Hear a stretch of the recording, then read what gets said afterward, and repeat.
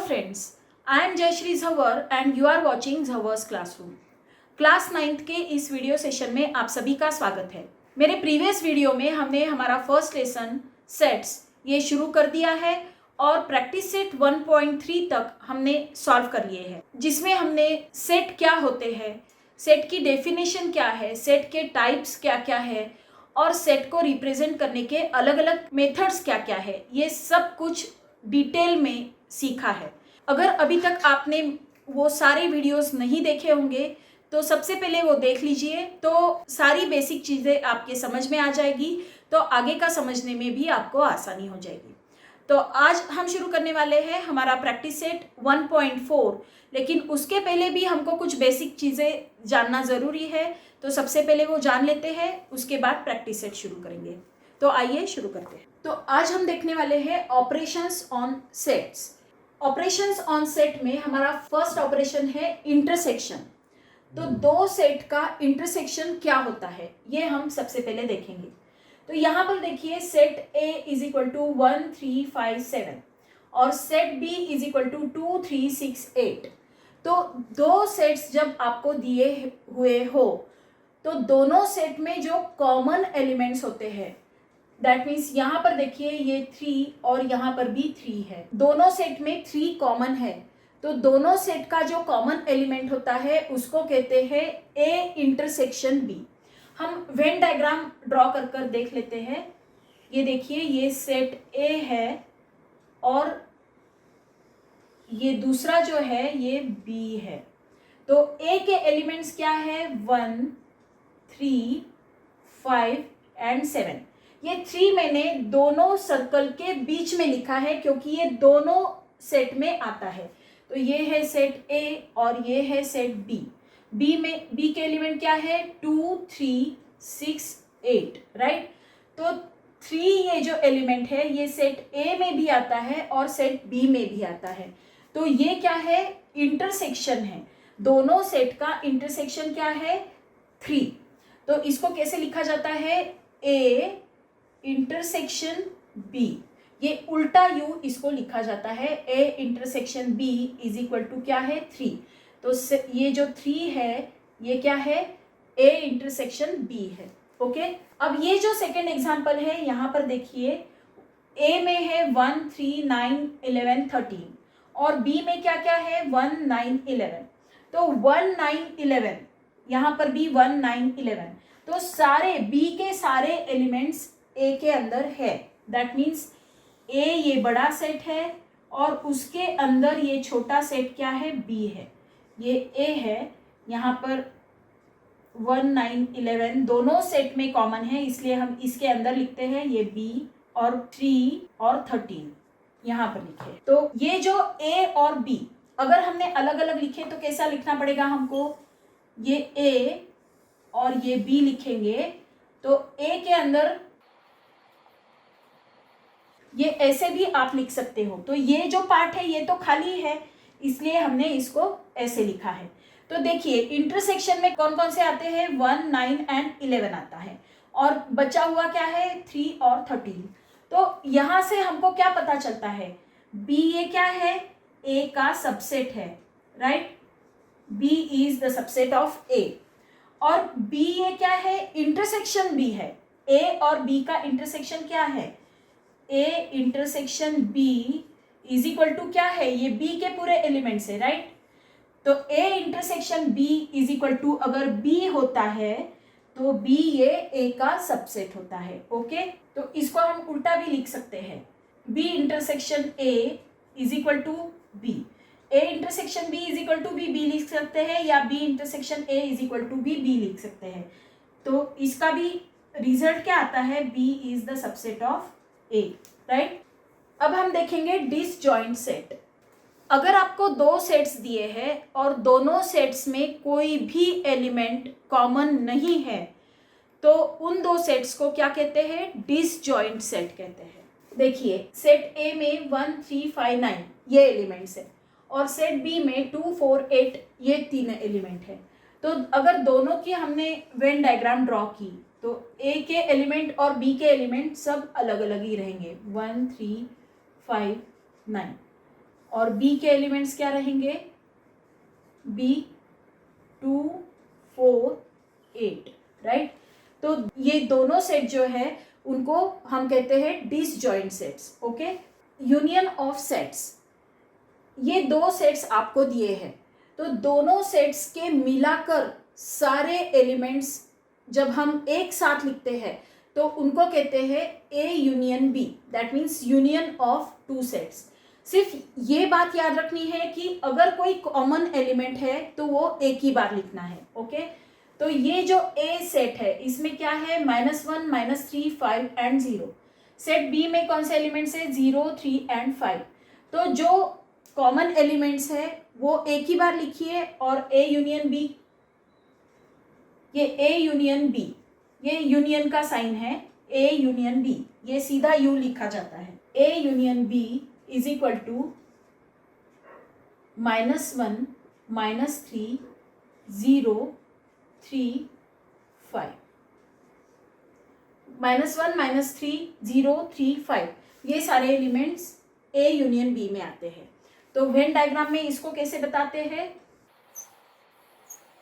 ये जो कॉमन है 0 एंड 5, ये यहाँ पर लिखेंगे 0 एंड 5, और यहाँ लिखेंगे -1 -3, और यहाँ पर लिखेंगे 3, राइट।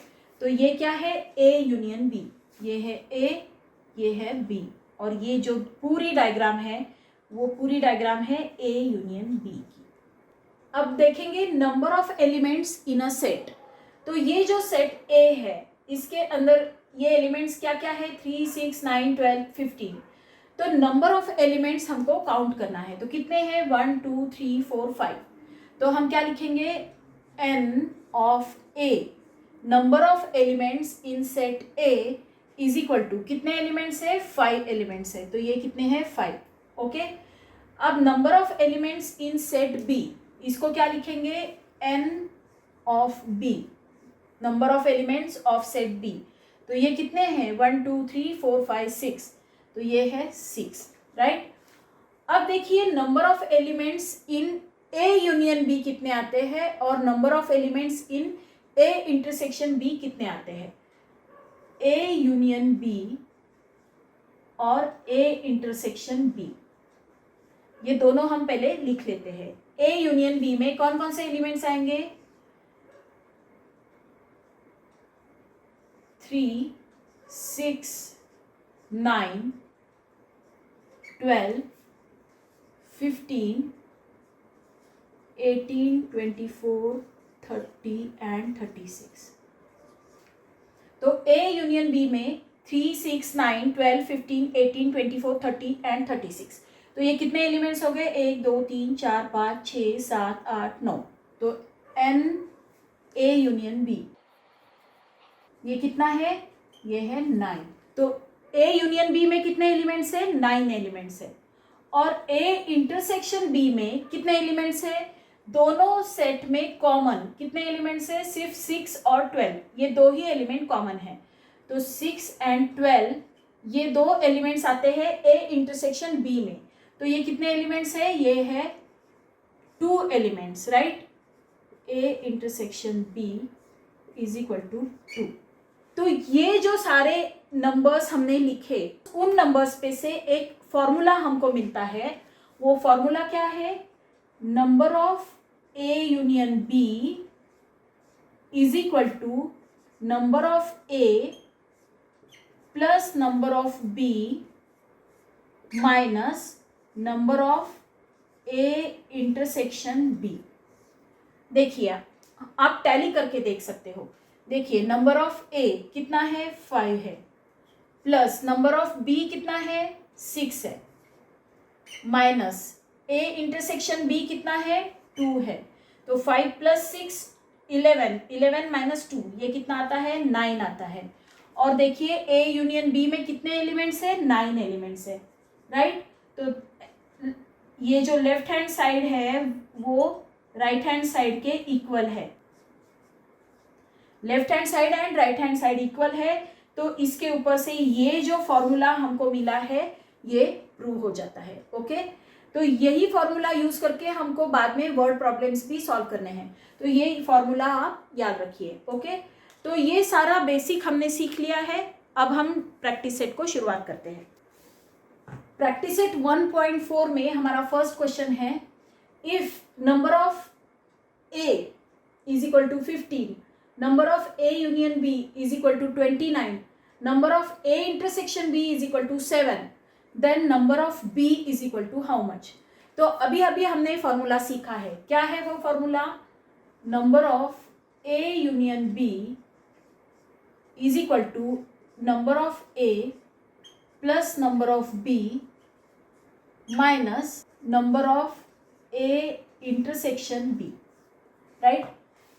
तो अब ये सारी वैल्यूज हम पुट करेंगे तो हमको नंबर ऑफ बी मिल जाएगा। Number of A union B कितना है? ये है 29 is equal to number of A कितना है? 15 plus number of B as it is लिख लेंगे minus number of A intersection B कितना है? 7, राइट। तो अब हम क्या करेंगे? 15 माइनस 7 यहीं पर कर लेंगे। 29 इज इक्वल टू 15 माइनस 7 कितना आता है? ये आता है 8 प्लस नंबर ऑफ बी। तो अब नंबर ऑफ बी हमको अगर फाइंड आउट करना है तो इस 8 को लेफ्ट हैंड साइड में लेकर जाएंगे। 29 minus 8 is equal to number of B, right. Therefore number of B कितना आता है? ये आता है 29 माइनस 8, ये आता है 21। तो this is our answer. Okay, now next question. अब आपको स्क्रीन पर क्वेश्चन दिखेगा, मैं भी क्वेश्चन पढ़ती हूँ, आप भी साथ साथ पढ़िए। In a hostel there are 125 students, out of which 80 drink tea, 60 drink coffee and 20 drink tea and coffee both. Find the number of students who do not drink tea or coffee. एक hostel में 125 students है, उनमें से 80 students T पीते हैं, चाय पीते हैं, 60 स्टूडेंट्स कॉफ़ी पीते हैं और 20 स्टूडेंट्स टी और कॉफ़ी दोनों पीते हैं। हमको फाइंड आउट करना है कि ऐसे स्टूडेंट्स कितने हैं जो टी और कॉफ़ी दोनों में से कुछ भी नहीं पीते हैं। ओके, तो सबसे पहले हम डिस्क्रिप्शन लिख लेंगे, उसके बाद हम सॉल्व करेंगे। तो हमने ये डिस्क्रिप्शन लिख लिया है। टोटल स्टूडेंट्स है 125। Number of students who drink tea, जो चाय पीते हैं, उनको हमने क्या कंसिडर किया है? NA, number of students in set A। तो वो कितने हैं? 80 स्टूडेंट्स है। मतलब ये जो चाय पीने वाले बच्चों का सेट है उसके अंदर कितने स्टूडेंट्स है? 80 है। That means NA is equal to 80। Number of students who drink coffee, coffee पीने वाले बच्चों को हमने NB कंसीडर किया है। सेट B में कितने स्टूडेंट्स है? 60 स्टूडेंट्स है, राइट। और दोनों जब पीते हैं, चाय भी पीते हैं और कॉफी भी पीते हैं, दैट मीन्स इस सेट में भी आते हैं और इस सेट में भी आते हैं। तो दोनों सेट में अगर कॉमन है तो उसका मतलब वो क्या है? A इंटरसेक्शन B है। तो A इंटरसेक्शन B इस सेट में कितने आते हैं? वो 20 स्टूडेंट्स आते हैं। तो अब हमको क्या फाइंड आउट करना है? सबसे पहले हम फाइंड आउट करेंगे कि चाय और कॉफी दोनों पीने वाले, दोनों में से कुछ ना कुछ पीने वाले कितने स्टूडेंट्स हैं। तो हम फाइंड आउट क्या करेंगे? A यूनियन B कितने हैं ये हम फाइंड आउट करेंगे। तो सबसे पहले क्या फाइंड आउट करेंगे? A union B। Number of A union B is equal to number of A plus number of B minus number of A intersection B। तो A यूनियन B जब हम find out करेंगे तो हमको ऐसे students मिलेंगे कि जो कुछ ना कुछ चाय, कॉफ़ी या दोनों कुछ ना कुछ तो पीते ही है, ऐसे स्टूडेंट हमको मिलेंगे। ओके, तो वो अगर हम माइनस कर देंगे टोटल स्टूडेंट्स में से तो कुछ भी ना पीने वाले स्टूडेंट्स हमको मिल जाएंगे। तो NA कितने हैं? 80, NB कितना है? 60 और A इंटरसेक्शन B कितने हैं? 20। तो 80 प्लस 60 माइनस 20, तो ये आते हैं 120, राइट। तो 120 स्टूडेंट्स ऐसे हैं कि वो चाय कॉफ़ी या चाय कॉफ़ी कुछ ना कुछ तो पीते ही है, ओके।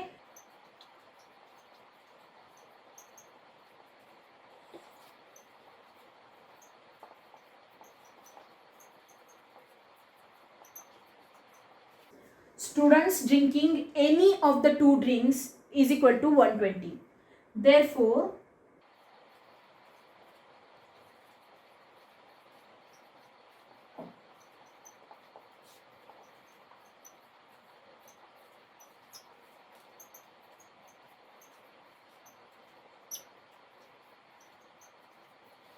तो टोटल स्टूडेंट्स में से अगर हम ये 120 that means A union B minus कर देंगे तो हमको पता चल जाएगा कि कितने स्टूडेंट्स जो कुछ भी नहीं पीते हैं चाय कॉफ़ी। तो 125 स्टूडेंट्स में से हम 120 माइनस कर देंगे, तो ये जो 5 स्टूडेंट्स है वो चाय या कॉफ़ी कुछ भी नहीं पीते हैं। तो हम आंसर लिखेंगे 5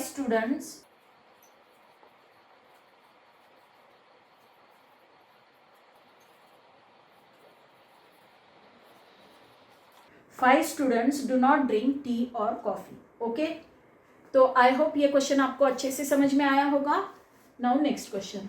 इन a competitive exam 50 students passed in English, 60 students passed in mathematics, 40 students passed in both the subjects, none of them fail in both the subjects.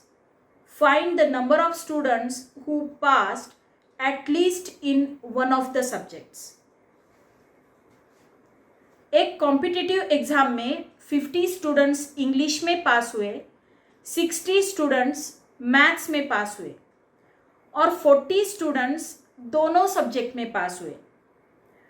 दोनों सब्जेक्ट में कोई भी स्टूडेंट फेल नहीं हुआ, मतलब हर स्टूडेंट कम से कम एक सब्जेक्ट में पास हुआ ही है, ओके। तो none of them fail in both the subject, तो कोई भी ऐसा स्टूडेंट नहीं था जो दोनों सब्जेक्ट में फेल हुआ, किसी न किसी सब्जेक्ट में वो पास हुआ ही है। Find the number of students who passed at least in one of the subjects, तो हमको ऐसे नंबर ऑफ स्टूडेंट्स फाइंड करने हैं जो एक तो सब्जेक्ट में पास हुआ ही है, ओके। तो सबसे पहले डिस्क्रिप्शन लिख लेंगे, उसके बाद सॉल्व करेंगे। तो ये हमने डिस्क्रिप्शन लिख लिया है। Number of students passed in English, तो इसको हम ए कंसिडर करेंगे, एन ए, वो कितने हैं 50। Number of students passed in maths, तो वो कितने हैं N B is equal to 60। और number of students passed in both the subject, English और मैथ्स दोनों में पास होने वाले स्टूडेंट्स, तो वो दोनों ग्रुप में आने वाले हैं। दैट मीन्स वो किस में आते हैं, इंटरसेक्शन में आते हैं। दोनों सेट का जो इंटरसेक्शन है उसमें वो आते हैं, तो उनको हम क्या कंसीडर करेंगे, ए इंटरसेक्शन बी, तो वो कितने हैं 40 स्टूडेंट्स है।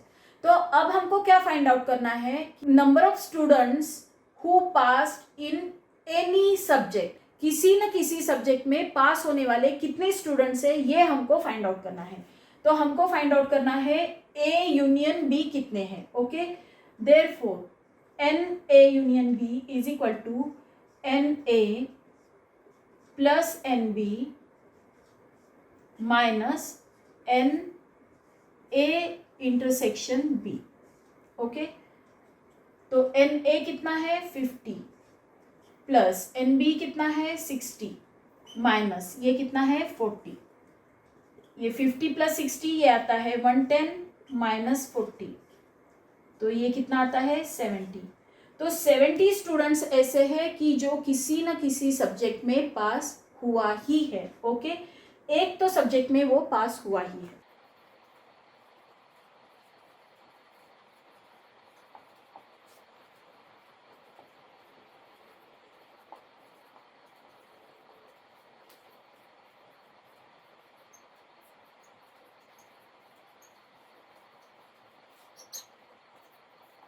तो ये क्या है, ये 70 जो है ये क्या है, टोटल नंबर ऑफ स्टूडेंट्स है, कि जो, क्योंकि उन्होंने कहा है हमको कि कोई भी स्टूडेंट दोनों सब्जेक्ट में फेल नहीं हुआ है, दैट मीन्स ये जो आंसर है ये टोटल स्टूडेंट्स है. तो number of students who passed in at least one subject, that means total students is equal to 70. Okay, तो टोटल स्टूडेंट्स कितने हैं? 70. तो आई होप ये आपको अच्छे से समझ में आया होगा.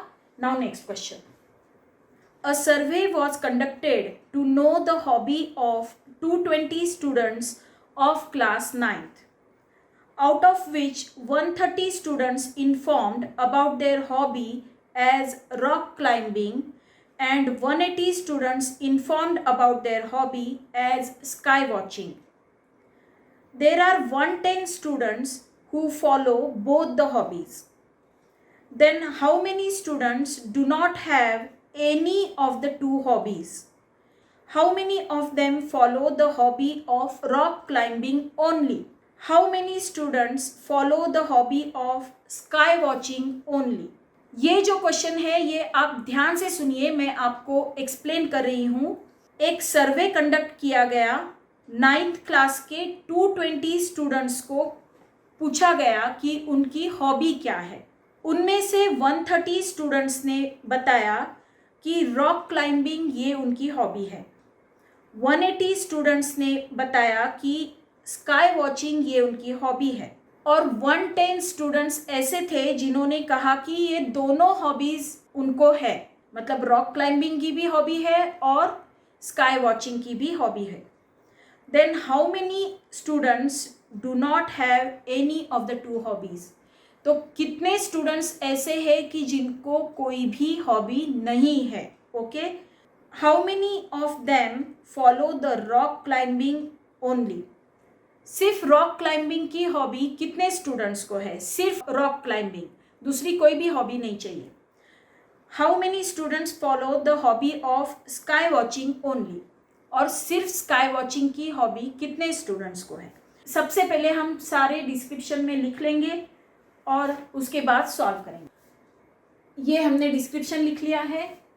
टोटल स्टूडेंट्स है 220. Number of student following the hobby of rock climbing वो कितने हैं? NA is equal to 130.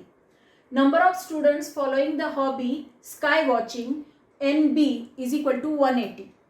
और दोनों हॉबीज जिनको है NA इंटरसेक्शन B, दोनों हॉबीज़ है, मतलब वो NA में भी आते हैं और NB में भी आते हैं.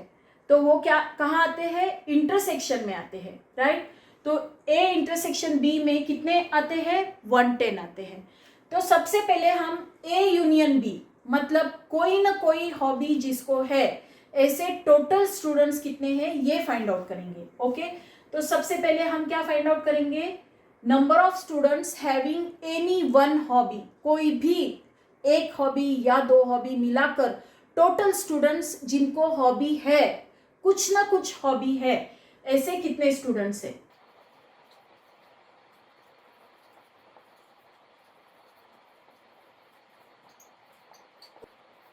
स्टूडेंट्स हैविंग एनी हॉबी, ये कितना क्या आता है? NA union B. तो हम पहले A union B find out करेंगे. NA union B is equal to NA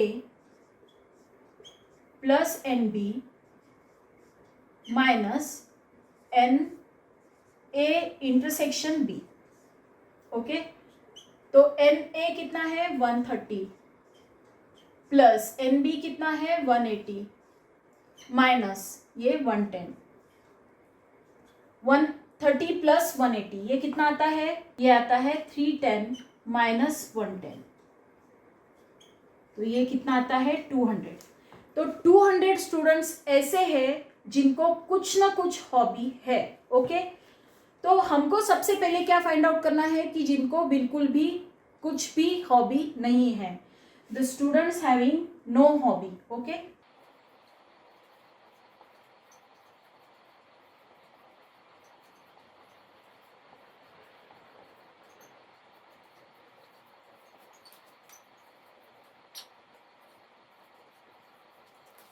number of students without any hobby is equal to total students minus NA union B. तो टोटल स्टूडेंट्स कितने हैं? 220 minus ये कितने हैं जिनको कुछ ना कुछ हॉबी है, वो है 200, तो ये कितना आता है 20। तो 20 स्टूडेंट्स ऐसे हैं कि जिनको बिल्कुल कुछ भी हॉबी नहीं है। ओके, अब हमको क्या फाइंड आउट करना है, number of students following only rock climbing, सिर्फ रॉक क्लाइंबिंग जो करते हैं उनको हमको फाइंड आउट करना है। तो उसके लिए हम क्या करेंगे, ये जो स्काई वॉचिंग वाला टोटल नंबर है तो उसको हम ये 200 में से माइनस कर देंगे। तो ए यूनियन बी में से अगर हम बी निकाल दे तो सिर्फ ए में कितने बचते हैं ये हमको पता चल जाएगा। तो हम क्या करेंगे, यहाँ A union B minus B कर देंगे। अगर ए यूनियन बी में से हम बी निकाल देंगे तो हमको क्या मिलेगा, ए मिलेगा। प्योरली ए के इंटरसेक्शन का पार्ट छोड़ के ए में कितने बचते हैं ये हमको पता चल जाएगा। तो ये कितना आएगा 200 माइनस 180, तो ये आता है 20। अब number of students only sky watching, अब हमको क्या फाइंड आउट करना है, number of students following only sky watching. तो उसके लिए हम क्या करेंगे, जो रॉक क्लाइंबिंग वाले हैं वो इन टोटल में से माइनस कर देंगे। तो ए यूनियन बी में से हम क्या करेंगे, ये ए माइनस कर देंगे तो हमको बी वाले पता चल जाएंगे। तो हम क्या करेंगे, number of A union B minus number of A. तो ए यूनियन बी है 200 माइनस ए कितना है 130, तो ये आता है 70, राइट। तो 70 स्टूडेंट्स ऐसे हैं जो सिर्फ स्काई वॉचिंग करते हैं और 20 स्टूडेंट्स ऐसे हैं जो सिर्फ रॉक क्लाइंबिंग करते हैं और जो 20 स्टूडेंट्स हैं वो बिल्कुल भी कोई भी हॉबी नहीं फॉलो करते। ओके, तो हम आंसर क्या लिखेंगे, हमको 3 पार्ट में आंसर लिखना है।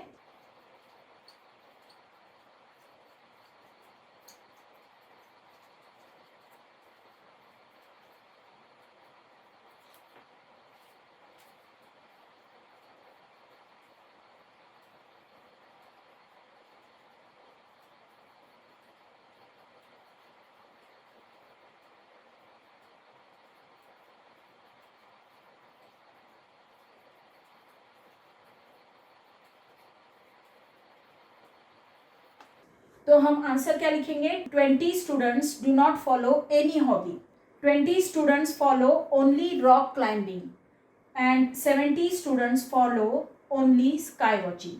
तो ये है हमारा आंसर। ओके, तो आई होप ये आपको अच्छे से समझ में आया होगा। तो अब हम बढ़ते हैं नेक्स्ट क्वेश्चन की तरफ। हमारा लास्ट क्वेश्चन है, observe the given Venn diagram and right the following sets. ये जो वेन डायग्राम आपको दी है इसको ऑब्जर्व कीजिए और ये जो सारे सेट्स हैं वो सेट आपको लिखने हैं। ओके, तो ये वेन डायग्राम को पहले देखते हैं।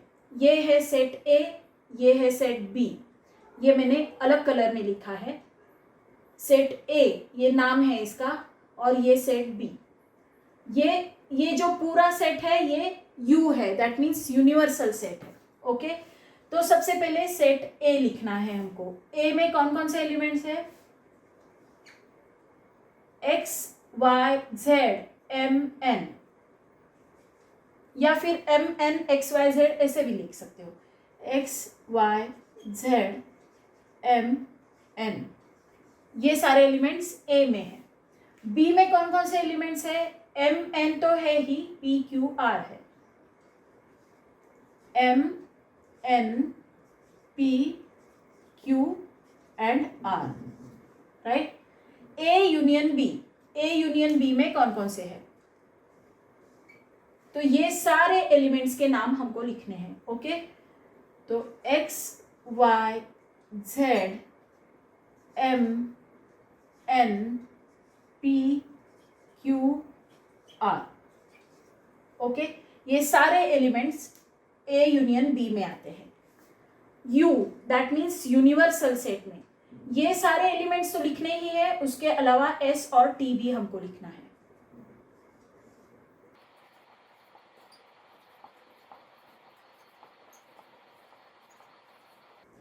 X Y Z M N P Q R S T, ये सारे एलिमेंट्स आते हैं यूनिवर्सल सेट में।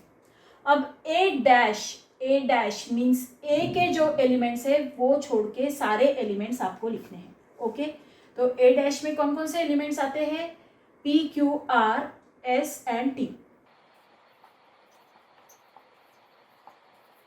ए के एलिमेंट्स आपको छोड़ के लिखना है। ओके, नाउ बी डैश में कौन से आएंगे? बी में जो है वो सारे छोड़ के बाकी पूरे X, Y, Z, S, T, ये सारे एलिमेंट्स बी डैश में, that means complement of B में आते हैं। ए यूनियन बी डैश, तो ए यूनियन बी में जो है वो छोड़ के, ए यूनियन बी में ये सारे एलिमेंट्स आ गए अंदर के, वो छोड़ के क्या बचते हैं? एस और टी बचते हैं सिर्फ, तो ये ए यूनियन बी डैश में आएंगे, एस और टी। ओके, तो ये था हमारा प्रैक्टिस सेट 1.4। आई होप ये प्रैक्टिस सेट आपको अच्छे से समझ में आया होगा। अगर आया है तो इस वीडियो को लाइक कीजिए, अपने फ्रेंड्स के साथ शेयर कीजिए और मेरे चैनल को सब्सक्राइब कीजिए। Thank you for watching.